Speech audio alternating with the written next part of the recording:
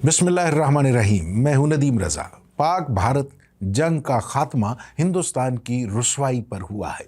इस जंग में इंडिया का ख्याल था कि वो पाकिस्तान को सफ़ाए हस्ती से मिटा देगा या फिर कम अज़ कम इतना सबक ज़रूर चखा देगा कि उसे अपनी औकात का अंदाज़ा हो जाए। लेकिन जब मैदान सजा, जब जंग शुरू हुई, जब लड़ाई का आगाज़ हुआ तो हिंदुस्तान को ये समझ आई कि पाकिस्तान से लड़ना आसान नहीं है। वो जो गुरूर करता था, जो तकब्बुर था कि मैं राफेल से, अपने ब्राह्मोस मिज़ाइलों से पाकिस्तान का हशर नशर कर दूंगा, उसे तब समझ आई जब पाकिस्तान की सिपाह का सामना करना पड़ा, जब पाकिस्तान की फ़ौज ने उसे छठी का दूध याद दिलाया। ये जंग भारत यकसर शिकस्त खोरदा, ज़ख्म खोरदा ऐसे हरीफ की सूरत हारा है जो सर उठा के जीने के काबिल नहीं रहा। पूरी दुनिया में हिंदुस्तान की जग हंसाई हो रही है, पूरी दुनिया में उसका तमाशा बना हुआ है। पूरी दुनिया के ऐसे अस्करी माहिरीन जो जंगो जदल के मैदान को बड़ी बारीकी से देखते हैं, वो हिंदुस्तानी सिपाह पे, हिंदुस्तानी सेना पे तंज के तीर बरसा रहे हैं। अब मैदान जंग ठंडा हो चुका, अब जंग की कहानी पुरानी हो चुकी, कई रोज़ गुजर चुके। अब अगर हम देखते हैं कि इस जंग में किसने क्या खोया, क्या पाया, तो उसमें सबसे बड़ा नुकसान इंतहा पसंद हिंदू जमात बीजेपी का हुआ है, जिसकी सारी की सारी सियासत पाकिस्तान से नफ़रत की बुनियाद पर खड़ी थी। नरेंद्र मोदी को फ्रंट लाइन पे, सियासी फ्रंट लाइन पे लाने का मकसद ही ये था कि वो जो नफ़रत बाबरी मस्जिद के सानहे से शुरू होकर जो गुजरात में मुसलमानों के कत्ले-आम या फिर समझौता एक्सप्रेस के सानहे से होती हुई यहाँ तक पहुँची है, उस नफ़रत को अच्छी तरह से कैश करवाया जाए। वो जो इंतहा पसंद हिंदू वोटर है, जो हिंदुस्तानी सियासत में हमेशा से फैसला कुन किरदार अदा करता आया है, उसका वोट हासिल करने के लिए मोदी ने, बीजेपी ने, शिवसेना और दूसरी ऐसी जितनी बजरंग दल, जितनी भी ऐसी इंतहा पसंद हिंदू जमातें थीं, उन्होंने पाकिस्तान से नफ़रत और जंग का ऐसा माहौल बना दिया जिसके नताइज अब खुद उनके अपने पाँव पर कल्हाड़ी लगने की सूरत में बरामद हुए हैं। सबसे बड़ा नुकसान तो उस सियासी इत्तेहाद का हुआ है, उस सियासी इंतहा पसंदी की सोच का हुआ है जो ये ख्याल कर रही थी कि पाकिस्तान को नाकों चने चबवा कर आने वाले इलेक्शन में अपनी पोजीशन मजबूत कर लेंगे। लेकिन हुआ कुछ यूं कि आज हिंदुस्तान अपने ज़ख्म चाट रहा है। उसे तीन जगह से, तीन मुख्तलिफ महाज़ों पर दबाव का सामना है। एक आलमी महाज है जहाँ पे उसकी जग हंसाई हो रही है, उसे बुरी तरह से नाकामी का सामना है। दूसरा, पाकिस्तान की तरफ से उस पर दबाव बढ़ाया जा रहा है। ये दबाव ताकत का दबाव है। हिंदुस्तान को ये बावर करवाया जा रहा है कि अगर उसने कोई भी ऐसी हरकत की, कोई भी ऐसा एडवेंचर करने की कोशिश की, तो अब की बार रद्द अमल पहले से शदीद होगा। सिंतास मुआहिदा हो, कश्मीर का मसला हो, हिंदुस्तान पर बड़ा शद्दोमद से दबाव बढ़ रहा है। दूसरी शिकस्त भारत के वो असले पर तकब्बुर की है जो उसका ख्याल ये था कि वो इस दौड़ में पाकिस्तान से बहुत आगे निकल चुका है।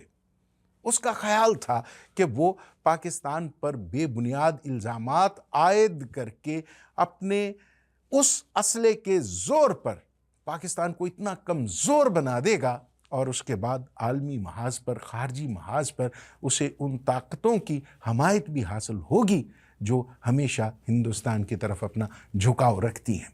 लेकिन नताइज इससे यकसर मुख्तलिफ निकले।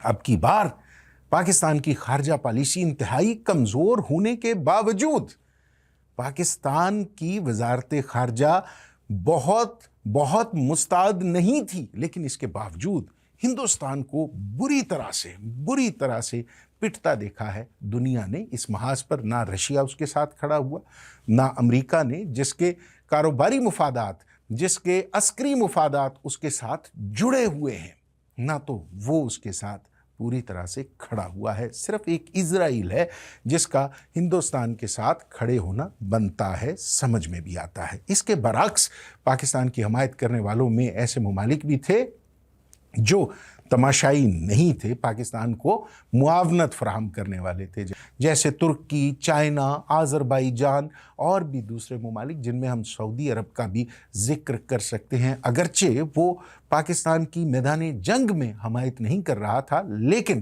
क़याम अमन के मामले में सऊदी अरब का किरदार बहुत मुस्बत रहा है। इसके बाद नरेंद्र मोदी की अपनी सियासत ऐसी खाई में जा गिरी है, ऐसी दलदल में जा पहुंची है, जहां से वापस निकलना आसान दिखाई नहीं दे रहा।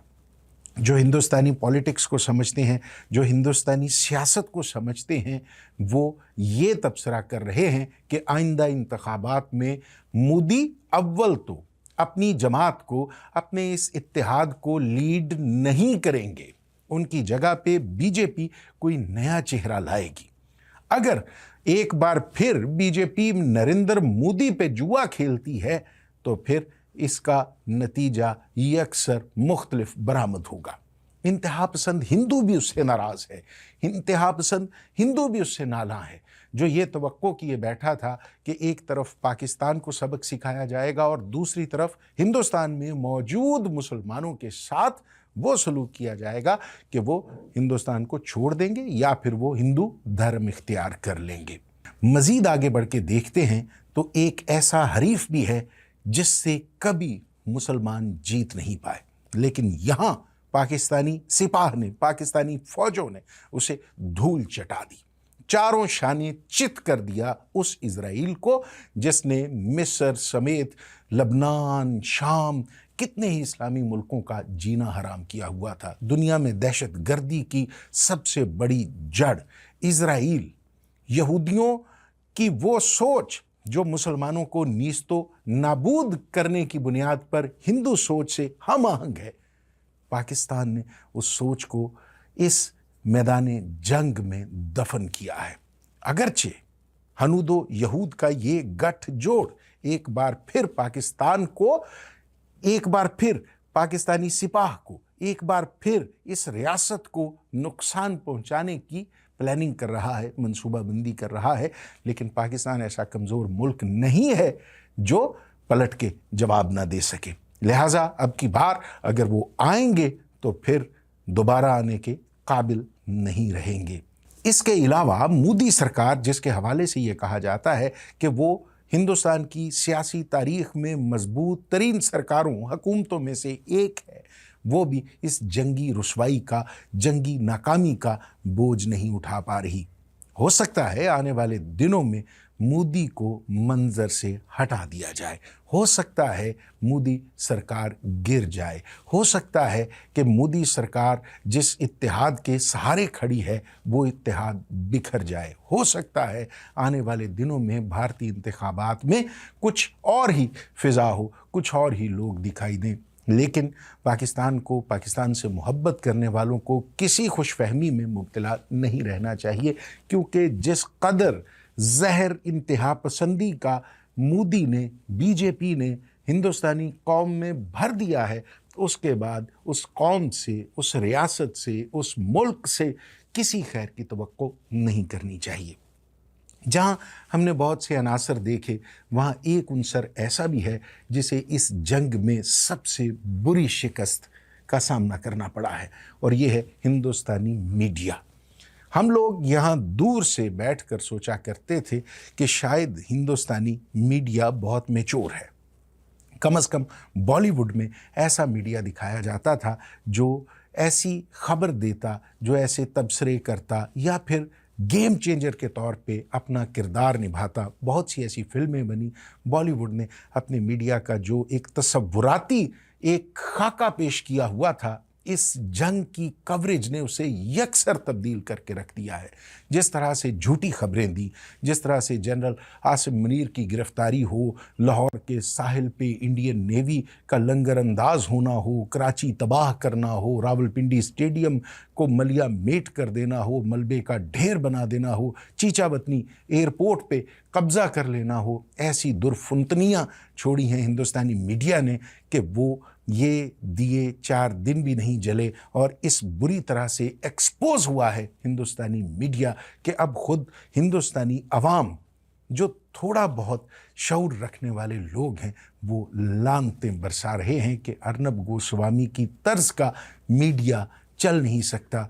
हो सकता है हिंदुस्तानी अवाम अभी कुछ सबक सीखें और अपने मीडिया को राय रास्त पर लाने के लिए ऐसे झूठे, फसादी और इंतहा पसंदाना नज़रियात के प्रचारक मीडिया का बाइकाट करें ताकि झूठी खबरें फैलाने वालों को कुछ होश आ सके। इस जंग में पाकिस्तान में अगर हम देखते हैं तो पाकिस्तानी कौम ने बहुत कुछ पाया है। पाकिस्तानी कौम जंग के माहौल में मुत्तहिद हुई है। पाकिस्तानी कौम एक मुश्त होकर, यकमुश्त होकर अपने दुश्मन के सामने खड़ी हुई है। पाकिस्तानी फ़ौज का मुराल हाई हुआ है। पाकिस्तानी फ़ौज पर इस कौम का एतमाद बढ़ा है।